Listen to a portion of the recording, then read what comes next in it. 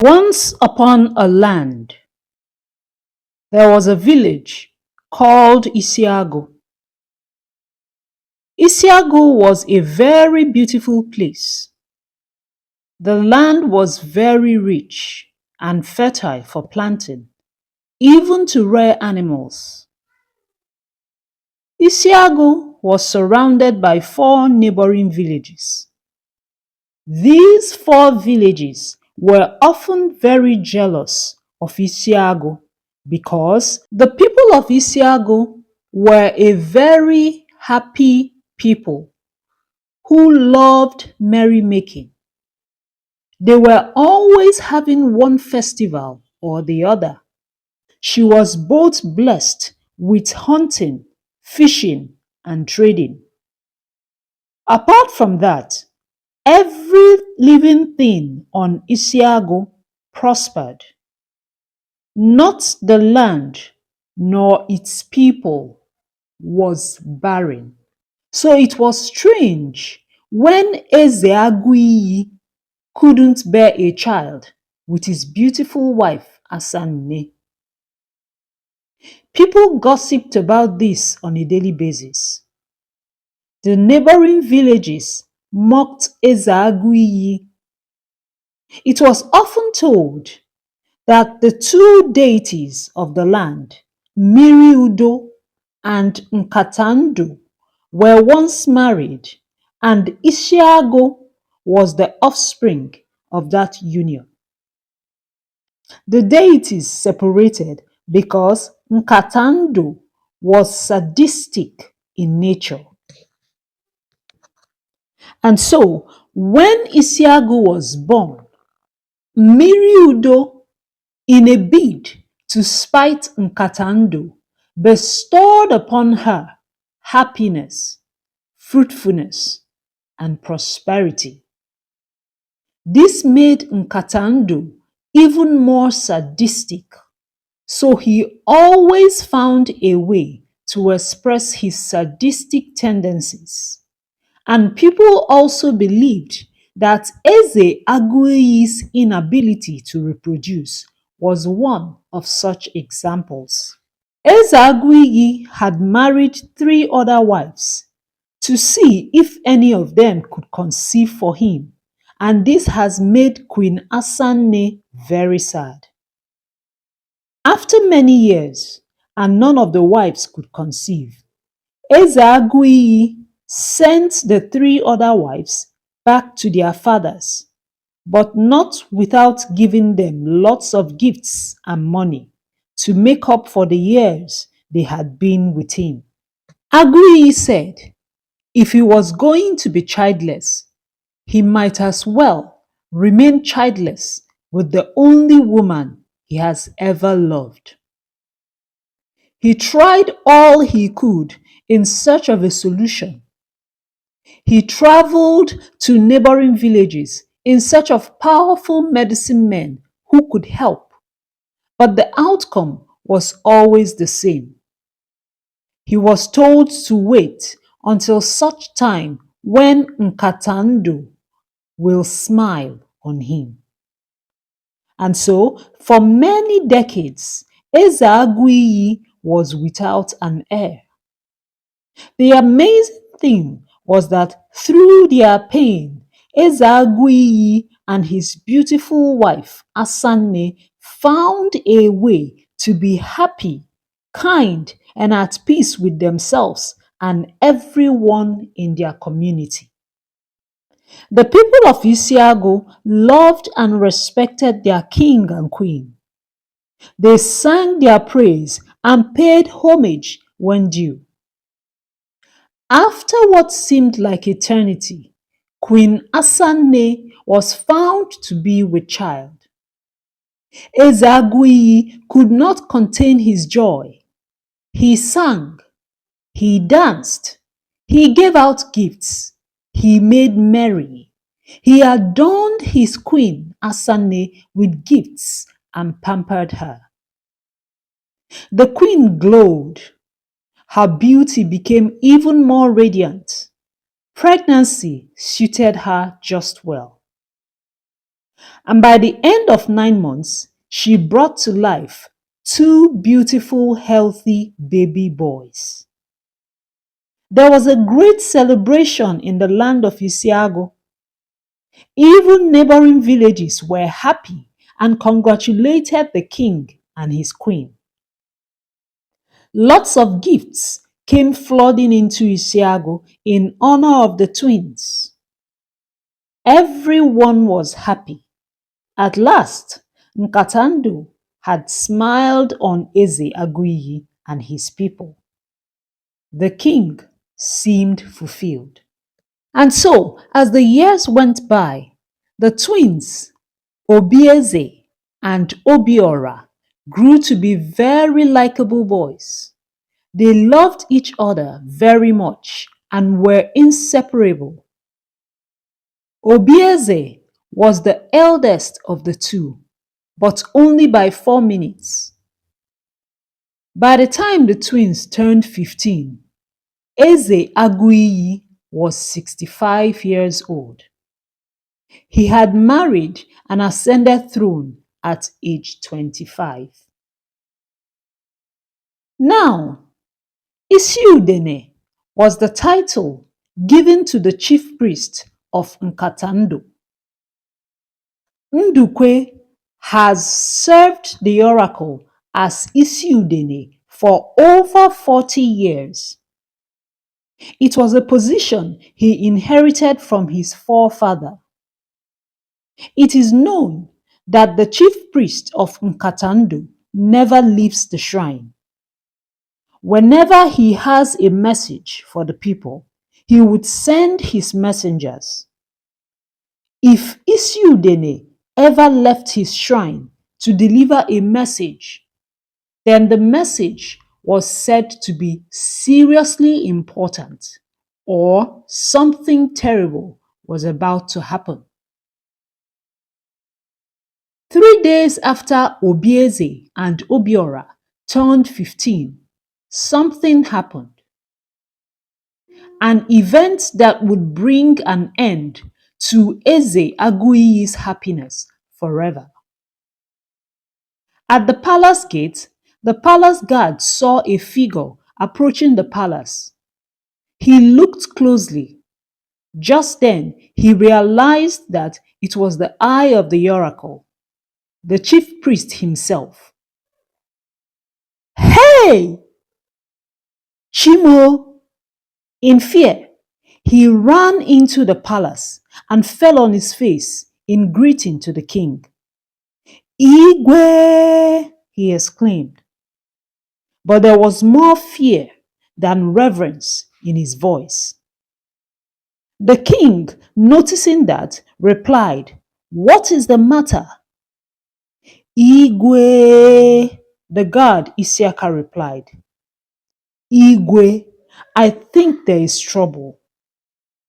What are you talking about? The king questioned. Are my boys okay? Isiaka got up and knelt before the king. The princes are fine, your majesty, but he stuttered. The eye of the gods, the chief priest, Isiudene, is here. He pointed towards the direction of the gates. In confusion, the king stood up. Summon the elders. Now, he ordered. In obedience, Isiaka, the palace guard, left the palace in what seemed like a race for his life. Just then, Isiudene walked into the palace, making incantations and pouring libations. Ezagui stood, staring at the chief priest in confusion, anxiety written all over his face. Seconds later, the elders, one by one, hurried into the palace. Ezagui, what is this we hear? They asked. The Igwe lifted his left arm to quiet them as Isiudene had stopped. It has pleased nkata-ndu to put smiles on the face of Agui and joy, happiness in his heart. Now, Eze Agui must do the same for nkata-ndu. But we appreciated nkata-ndu. We offered sacrifices after the birth of my sons, replied Eze Agui in a tone of voice that seemed more like irritation than argument. Nkata-ndu once more, thundered the chief priest. He once more, he repeated. I am the gods. Do not be offended, pleaded one of the elders. Please, tell us, what does Nkata want? The chief priest began incantations again. He paced up, down, and around, and suddenly he stopped, turned to face the Igwe, and said, in no distant time, Eze Agui will be joining his ancestors. Nkata-ndu has chosen who ascends the throne of Isiago. Chosen? Replied the Igwe. But Obieze is the eldest of the twins and rightful heir to the throne of Isiago. The elders agreed in a chorus among themselves. Nkata-ndu has decided that Obiora will ascend the throne as Igwe, and Obieze must return to the shrine as Isiudene in waiting. Alo, exclaimed the king, where has it been done that the younger would be crowned over the elder? He asked the chief priest. What do I tell Obieze? That Obiora, his younger brother, will be crowned over him? I cannot do that. Obieze is the rightful heir to the throne and must be crowned Igwe after me. The elders agreed. If you refuse to honor Nkata-ndu in this manner, both Obieze and Obiora will die, the chief priest declared as he thrust his staff into the ground. Immediately, a great lightning flew across the sky and a very loud thunder echoed, sending chills down the spine of everyone that heard it. I am only a messenger. I have delivered my message, and now I must leave. Isiudene said. He took 3 steps backward, one at a time. Eze Agui was heartbroken. How can he crown Obiora over Obieze? If he chose not to do as Nkata had asked, he would lose both his sons forever. He couldn't do that. That would mean the end of his lineage. The elders tried to advise him against disobeying Nkata-ndu to avoid impending calamity and doom upon Isiago. When the queen learned the reason behind Isiudene's visit, she was heartbroken for the twins, but she wasn't prepared to lose them. After all the years and time she had waited in agony to conceive. So she pleaded with Eze Agui to do as Nkata-ndu had requested. The news went all over the village like wildfire. It even spread to the neighboring villages. The people of Isiago started to feel like they were in bondage in Isiago. How can a god hate his people in such a manner? The people of Isiago started to lose hope in nkata-ndu. They didn't think that anything good could come out of worshipping such oracle. When Obieze and Obiora learnt of Nkata's choice, they were both troubled. The bond between Obieze and Obiora started to wear. Obiora felt heartbroken for his brother. He had always known that Obieze would be enthroned after their father Eze-Aguiyi. Why did Nkata do this? He had questioned his father, but the Igwe had no answer for him. Obieze was full of anger and hate towards his parents and brother. He felt like it was all a ploy to steal his birthright. He accused the king and queen of favoring his younger brother over him. It was as if a strange spirit had possessed him overnight. The loving, respectful, and kind soul, Obieze, suddenly became very angry and vengeful towards his parents and brother. And so it happened that 5 years later, Eze-Aguiyi fell seriously ill after he turned 70. All attempts were made to heal him. Great medicine men were invited even from neighboring villages, but to no avail. The Igwe had become very frail and bedridden. Since he couldn't perform his duties anymore, a new king had to be crowned. The ceremony was fixed.